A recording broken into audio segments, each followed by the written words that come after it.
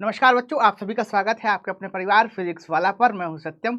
जैसा कि आप जानते हैं कि आज के सेशन के साथ ही हम शुरुआत करने वाले हैं हिंदी साहित्य के इतिहास की। देखो, वास्तव में अभी तक हमने व्याकरण को पढ़ा, काव्य सौंदर्य के तत्वों को समझा, और अब हम बात करने वाले हैं साहित्य के अंदर एक विशेष चैप्टर की, जो है कि भाई गद्य का विकास कैसे हुआ था। देखो, ये जो चैप्टर है ना, ये कुल मिला के जो टॉपिक है, आपको आने वाला है 4 मार्क्स के लिए। ठीक है, जो आपका सिलेबस है उसके अकॉर्डिंग अगर चर्चा की जाए तो ये आएगा आपको 4 मार्क्स के लिए। ठीक है, पर इम्पॉर्टेंट इसलिए भी ये चैप्टर है क्योंकि यहाँ पर जो आप पढ़ेंगे ये आपके लिए फाउंडेशन का काम करेगा कक्षा 10 के लिए। ठीक है, और साथ ही साथ कक्षा 9 के लिए यहाँ से 4 अंक तो मिल ही रहे हैं। तो चलिए बच्चों, बात को ज़्यादा नहीं बढ़ाते और सीधी शुरुआत करते हैं गद्य साहित्य के इतिहास की। अब भाई, गद्य साहित्य का इतिहास तो हम पढ़ ही रहे हैं, पर यहाँ पर हम क्या क्या पढ़ेंगे, क्योंकि गद्य साहित्य का इतिहास बहुत बड़ा है। करीबन करीब यदि बात किया जाए तो 1300 के आसपास से गद्य साहित्य का इतिहास शुरू हो जाता है, और अब तक यानी कि 2023 तक जो है वो लगातार गद्य साहित्य का विकास होता ही जा रहा है। नई नई कहानियां, नई नई रचनाएं जो हैं वो हमें गद्य के अंतर्गत देखने को मिल रही हैं। पर अब बात करते हैं कि हम क्या पढ़ने वाले हैं। तो बेटा, यहाँ पर हम पढ़ेंगे केवल भारतेंदु युग और द्विवेदी युग, क्योंकि ये ही आपके सिलेबस का पार्ट है। आपका जो पाठ्यक्रम है उसके अंदर आपको 2 ही चीजें पढ़ना है। एक पढ़ना है आपको भारतेंदु युग और दूसरा पढ़ना है आपको द्विवेदी युग। ठीक है, चलिए बच्चों आगे बढ़ते हैं और चर्चा करते हैं भारतेंदु युग की। पर उससे पहले ये समझ लेते हैं कि भाई गद्य क्या होता है, किस तरीके से जो है वो गद्य होता है, गद्य का स्वरूप क्या है। तो बेटा, यहाँ पर एक चीज यह याद रखना कि गद्य जो है वास्तव में एक विधा है। अब किस तरीके की विधा है भाई? तो ये वह विधा है जो लय, गति, छंद इत्यादि से मुक्त है। मतलब अपने विचारों को सामान्य भाषा में लिखना, अपनी बात को सामान्य भाषा में लिखकर बताना ही गद्य कहलाता है। इसको हम ऐसे भी कह सकते हैं कि भाई वह रचना जो ताल, छंद, लय एवं तुक बंदी से मुक्त हो, जिसमें विचारों का सामंजस्य हो, बात को तथ्यपरक तरीके से सामने रखा जाए, वही गद्य कहलाता है। अब गद्य की भाषा क्या होगी? तो बेटा, गद्य की भाषा वही भाषा है जो आप और हम सामान्य बोलचाल में प्रयोग में लाते हैं। ठीक है, तो ये तो थी गद्य की परिभाषा। अब बात करते हैं आगे कि भाई गद्य का विकास कैसे हुआ, क्योंकि सबसे बड़ी चीज जो है गद्य के अंदर कि भाई आज जिस भाषा को हम बोलते हैं, आज जिस भाषा को हम पढ़ते लिखते हैं, वो भाषा हमेशा से वैसी नहीं थी। और भाषा के नित्य परिवर्तित रूप के अंदर, यानी कि पल पल बदलते रूप के अंदर, इस बात को समझना कि भाई कैसे गद्य का विकास हुआ, ये भी एक बहुत बड़ी चुनौती होती है अपने अंदर, क्योंकि भाषा बदल रही है। और जब भाषा बदल जाता है या भाषा बदल जाती है तो उसका कुछ प्रभाव शैलियों पर भी पड़ता है। तो आइए बच्चों, समझते हैं कि कैसे जो है वो गद्य के परिवर्तन की शुरुआत हुई, कैसे गद्य का विकास हुआ। तो बेटा, यदि गद्य के विकास की हम बात करें तो सबसे पहले ना गद्य के विकास को कुछ कालखंडों के अंतर्गत बांटा गया है, जिसे सबसे पहले आता है भारतेंदु पूर्व युग। ये जो समय था ये 13वीं शताब्दी से 1863 का समय था। ठीक है, इस समय गद्य का कोई निश्चित रूप नहीं था। जिस तरीके की प्रचलित भाषा हुआ करती थी उसी तरीके की प्रचलित भाषा में कुछ चीजें लिखी गई थी। ठीक है, अब वो क्या लिखा गया था इसको हम ना आगे समझेंगे। फिर आता है इसके बाद भारतेंदु जी का युग। तो भारतेंदु जी का जो युग रहा वो 1868 से लेकर 1920 तक का माना जाता है। ठीक है, फिर उसके बाद आता है द्विवेदी युग, जो 1920 से लेकर 1922 तक रहा। फिर उसके बाद आता है क्या? शुक्ल युग, जो 1919 से लेकर 1936 तक रहा। ठीक है, और इसके बाद जो आता है वो आता है क्या? शुक्लोत्तर युग या छायावादोत्तर युग, जो सन 1938 से लेकर 1947 तक रहा। और फिर इसके बाद आता है स्वतंत्रोत्तर युग, यानी कि जो आज का समय है वो स्वतंत्रता बाद से लेकर आज तक चल रहा है। ठीक है, तो अब बात की जाए कि भाई भारतेंदु जी से पहले भाषा कैसी थी। तो देखो बेटा, चूंकि भारतेंदु जी के उदय के साथ ही खड़ी हिंदी का उदय शुरू हो जाता है। खड़ी हिंदी जो है वहीं से शुरू होती है जहां से भारतेंदु जी का प्रादुर्भाव होता है। पर उससे पहले की भाषा में क्या होता था कि क्षेत्रीय भाषाओं का प्रभाव था, उसके साथ साथ उर्दू और फारसी के शब्दों की बाहुल्यता थी। ठीक है, अब इस बात को समझो कि ऐसा क्यों था। क्योंकि देखो बेटा, जो राज करेगा उसकी भाषा जो है वो हमारी भाषा के ऊपर आ ही जाती है। तो उससे पहले जो है ना अंग्रेज थे, और उनसे पहले मुगल थे। क्योंकि मुगल बहुत लंबे समय से थे तो उनकी भाषा का जो प्रभाव था वो सामान्य जन पर देखने को मिल रहा था, सामान्य लोगों की भाषा के अंदर देखने को मिल रहा था। तो उर्दू और फारसी का प्रभाव बहुत भयंकर देखने को था भाषा के अंदर। हिंदी जो थी वो बिल्कुल हिंदी का जो रूप था, खड़ी हिंदी का रूप, वो बिल्कुल स्पष्ट नहीं था। ठीक है, तो ये पहली बात थी। अब बात करते हैं आगे कि भाई गद्य की शुरुआत कहाँ से होती है। तो देखो बेटा, हिंदी साहित्य के अंदर गद्य की शुरुआत राजस्थानी और ब्रज भाषा के रूप से मानी जाती है। ठीक है, राजस्थानी के अंदर जो हमें गद्य की पहली कृति देखने को मिलती है वो है राउल वेल, जिसे राजस्थानी का पहला गद्य माना गया है। ठीक है, और दूसरी जो कृति मिलती है जिसको आचार्य शुक्ल मानते हैं कि उनके हिसाब से गद्य का सूत्रपात जो है वो 1400 के अंतर्गत किया गया था ब्रजभाषा में, और उन्होंने चंद छंद वर्णन की महिमा को पहला जो है वो गद्य स्वीकार किया था। अब ये जो कवि थे, ये गंग कवि थे जो अकबर के दरबारी कवि थे। ठीक है, और उन्होंने जो कृति लिखी कि चंद छंद वर्णन की महिमा, इसी रचना को पहला गद्य स्वीकार किया गया था। ठीक है बच्चा, तो ये थी पूर्व की चर्चा कि भाई पहले क्या क्या हुआ। अब यहाँ पर बेटा एक चीज समझो कि जिस काल के अंदर हम बात कर रहे हैं कि भारतेंदु पूर्व काल की, तो वहां पर भाषा बहुत स्पष्ट नहीं थी, और जब भाषा ही स्पष्ट नहीं थी तो गद्य कैसे स्पष्ट होगा। पर हाँ, कुछ छुटपुट रचनाएं, कुछ ऐसी एक आध कहानियां, कुछ ऐसी चीजें हमको मिलती हैं जिनसे हम कहते हैं कि भाई हिंदी की शुरुआत वहां से दिखना शुरू हो गई थी कि अब हिंदी का स्वरूप वो बदलने वाला है, गद्य का जो प्रादुर्भाव है अब शायद शुरू होने वाला है। ठीक है, तो आइए बच्चा समझते हैं कि ऐसी कौन कौन सी रचनाएं हमें प्राप्त होती हैं वहां। तो देखो, वहां पर राम प्रसाद निरंजनी कृत योग वशिष्ठ जो है वो प्राप्त हो रही है। दौलत राम कृत जैन पद्म पुराण का भावानुवाद। देखो यहाँ पर एक चीज याद रखना कि भाई गद्य के विकास में, देखो गद्य का जब भी विकास होगा या गद्य के विकास की चर्चा होगी तो वहां पर अनुवाद की चर्चा भी होगी। ठीक है, अनुवाद क्यों? क्योंकि देखो, ट्रांसलेशन क्या होता है, जब तक ट्रांसलेशन नहीं होगा, ट्रांसलेशन का मूल स्वरूप ही गद्य का होता है। आपसे कहा जाए, या आपने कहीं देखा भी होगा अगर उस लेवल पे आप कभी पढ़ रहे होंगे, कि कविता का अनुवाद करना बहुत कठिन होता है, और आप कविता का अनुवाद करेंगे भी तब भी वह गद्य में ही परिवर्तित हो जाता है, क्योंकि भाव को व्यक्त कैसे करोगे। तो अनुवादित भाव को व्यक्त जब आप करेंगे तो ट्रांसलेशन के अंदर ही वो होता है। अनुवादित भाव को जब भी आप व्यक्त कर रहे होंगे तो वो आपको गद्य की शैली में ही लिखना पड़ेगा। तो यहाँ पर दो तरीके की चीज़ों को बहुत ज़्यादा प्रभाव मिलता है। पहला तो अनुवाद के अंदर, ठीक है, कि अनुवाद होगा तो गद्य मिलेगा, और यहाँ पर अनुवाद भी था, क्या? बाइबल का अनुवाद भी था। ठीक है, ईसाइयों ने बाइबल का अनुवाद करवाया था। ठीक है, और उस अनुवाद को ना गद्य की स्टाइल में, देखो अनुवाद कोई भी कराओ वो गद्य के रूप में ही आता है, तो वहां से उन्होंने अपने मत का प्रचार करने के लिए बाइबल का अनुवाद हिंदी में करवाया था। तो वहां से एक चीज हो चुकी थी शुरू। फिर दूसरी चीज, जब अंग्रेज आए तो उन्होंने अपने स्कूल स्टैब्लिश किए, वहाँ जो टेक्स्ट बुक चल रही थी, आपकी जो किताबें चल रही थी, वो भी गद्य में अंदर ही थी। तो गद्य की शैली वहां से कुछ कुछ दिखना शुरू हुई। पर उससे पहले भी यहाँ कुछ चीजें और दिख रही थी, जो जैसे मुंशी सदाशिवलाल के सुख सागर है, तो वहां भी आपको गद्य की एक झलक मिलेगी। ईशा अल्लाह की जो कहानी है कि रानी केतकी की कहानी, तो वहां भी आपको गद्य देखने को मिल रहा है।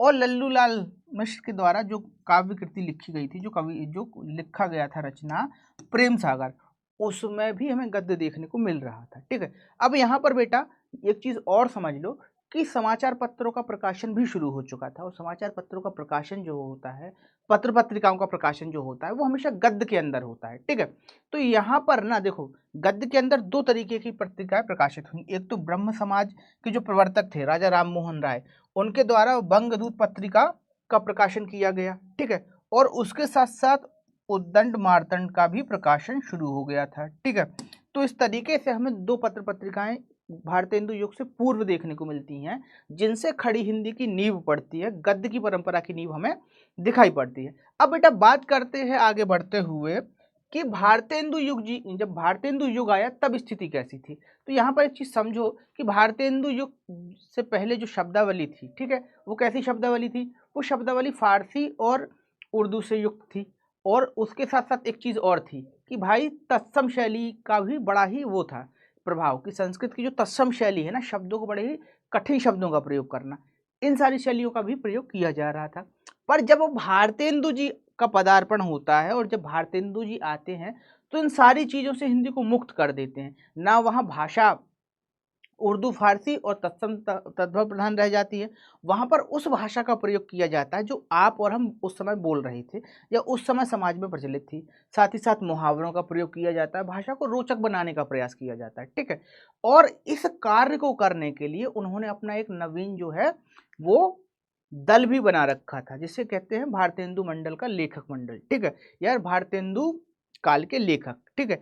और ये सारे के सारे लेखक जो थे वो पत्रकार भी थे। देखो बेटा, ये पत्रकार वाला सीन ना, इस चीज को ऐसे समझो कि जब हम या उस समय जब भारतेंदु जी हिंदी पर काम कर रहे थे, तब हिंदी पर वो काम तो कर ही रहे थे, पर उसके पीछे एक बहुत बड़ा कारण था कि लोगों के अंदर राष्ट्रीय चेतना को जगाना, हमारे राष्ट्रीय आंदोलन को तेज करना। तो इन सब चीजों को करने के लिए खड़ी हिंदी का होना तो जरूरी ही था, साथ ही साथ पत्रकारिता वो माध्यम बन रही थी। तो भारतेंदु मंडल के अंदर जितने भी लेखक आप पढ़ेंगे, सब कहीं ना कहीं पत्रकारिता से जुड़े रहते हैं, सब कहीं ना कहीं नाटक लिखते हैं, सब कहीं ना कहीं निबंध लिखते हैं, आलोचनाओं का प्रयोग कर रहे हैं।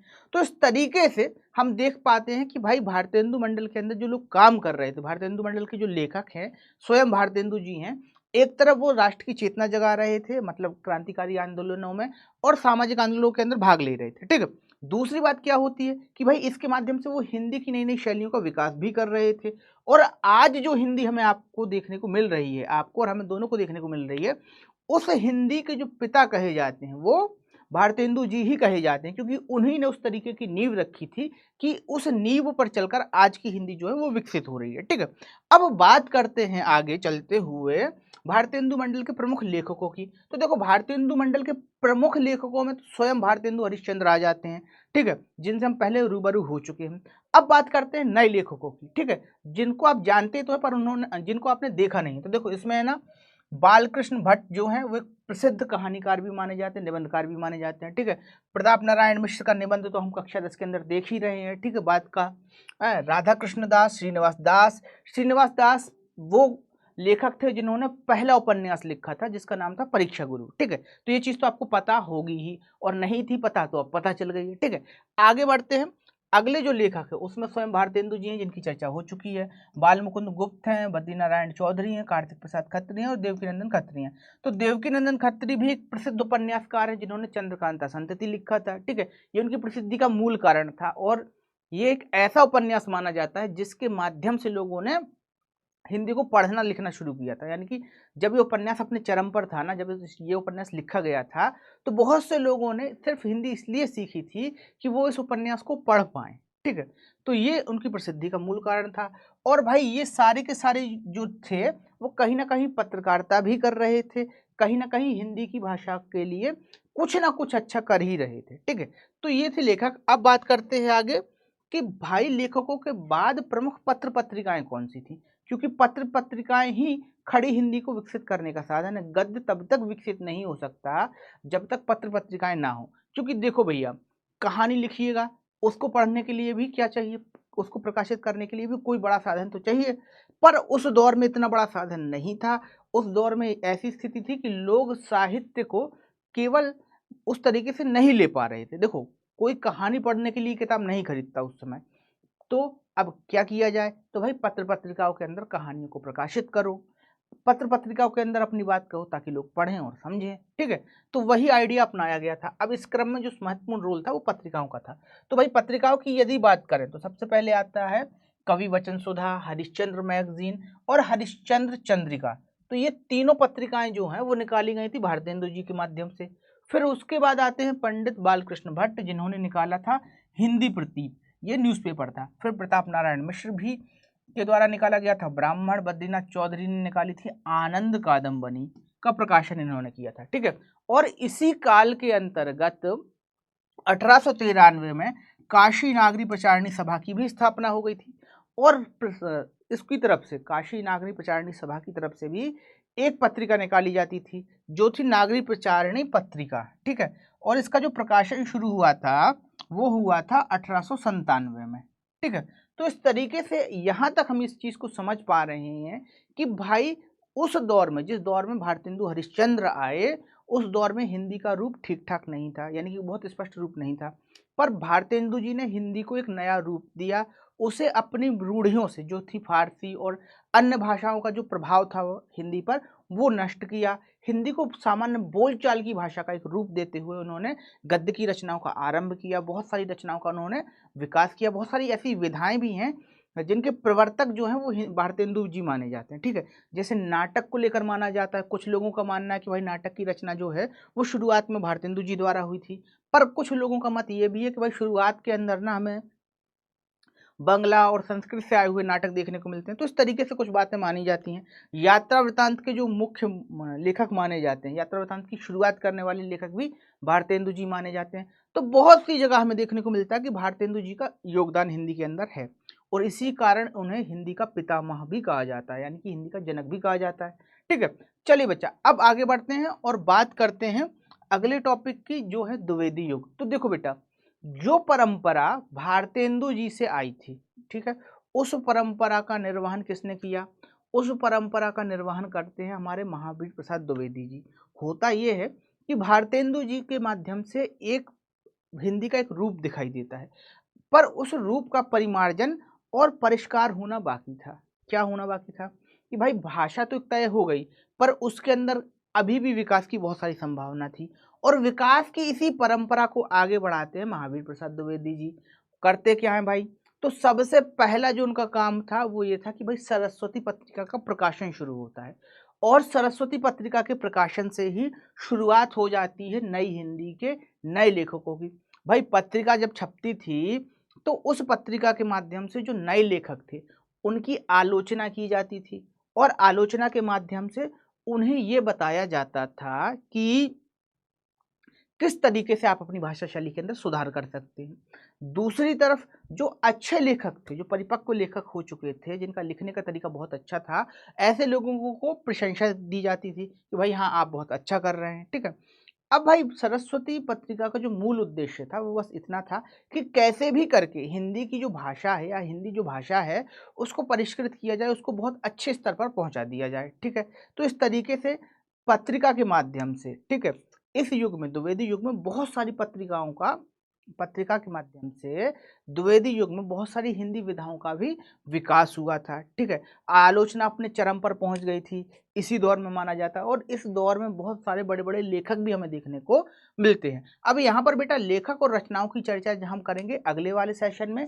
जहाँ पर जब ये सेपरेट वीडियो आएगा उसका कि भाई क्या क्या है, कहानी के अंदर कौन कौन से लेखक हुए हैं, इन सारी चीज़ों की चर्चा हम वहाँ करेंगे। पर यहाँ पर केवल हम समझ रहे हैं काव्य धारा को कि भाई एक पर्टिकुलर काव्य खंड में, एक पर्टिकुलर धारा में, एक पर्टिकुलर समय में कौन कौन सी घटनाएं घटी थी, उनका भाषा के स्तर पर क्या प्रभाव पड़ा था। ठीक है, तो यहाँ पर इस चीज़ की बात कर रहे हैं।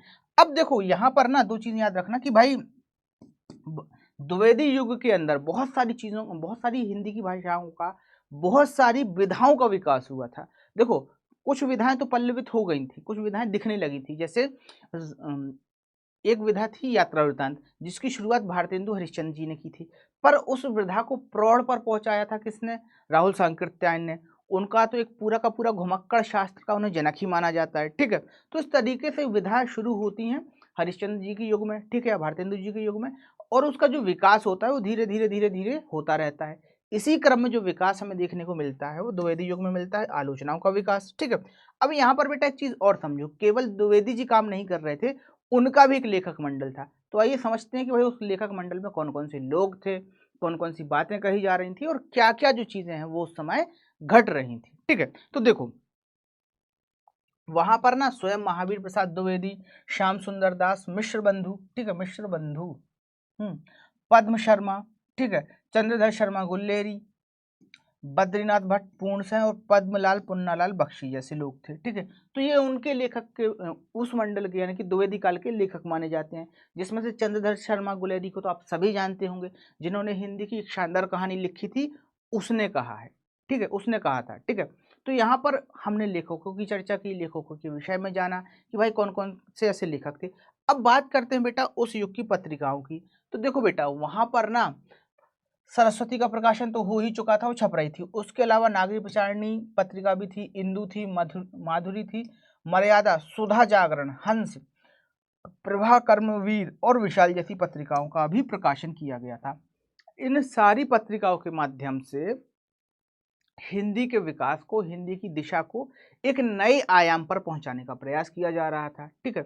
और साथ ही साथ ये भी ध्यान दिया जा रहा था कि हिंदी के अंदर जो शैलियां हैं उनके अंदर प्रौढ़ता कैसे लाई जाए, कैसे शैलियों का विकास किया जाए और कैसे बहुत सारी अच्छी अच्छी जो चीज़ें हैं वो हिंदी के अंदर हम ला सकते हैं। तो बेटा ये था इस बार का सेशन, जहां हमने जाना कि भारतेंदु युग के माध्यम से हिंदी के अंदर क्या सुधार आया, द्विवेदी युग के माध्यम से क्या सुधार आया। अब अगले सेशन में हम अगली चीज़ों पर चर्चा करेंगे, जानेंगे कुछ और तथ्यों को। तब तक के लिए बेटा बने रहिए पीडब्ल्यू परिवार के साथ। धन्यवाद। और अगर आपकी कोई जिज्ञासा है इस चीज़ को लेकर कि सर ये चीज़ मुझे पूछना है या ये चीज़ रह गई है, तो बेटा कमेंट करके बता सकते हो। यहाँ पर बेटा मैं एक चीज़ आपको और बता देता हूँ कि साहित्य के अंदर जो भी चीज़ आप पढ़ रहे हैं, पूरा का पूरा साहित्य पढ़ा पाना एक अपने आप में चुनौती होती है। तो साहित्य के अंदर उसी चीज़ पर ज़्यादा ध्यान दीजिए जो आपके कोर्स से रिलेटेड है, ठीक है। ऐसी चीज़ों को छोड़ दीजिए जो आपके कोर्स में नहीं है पर देखने में बड़ी आकर्षक लगती है, ठीक है। और भी जो नोट्स हैं वो बेटा आने वाले समय में आपको प्रोवाइड करा दिए जाएंगे। तो तब तक के लिए पीडब्ल्यू परिवार के साथ बने रहिए। धन्यवाद, टाटा, बाय बाय।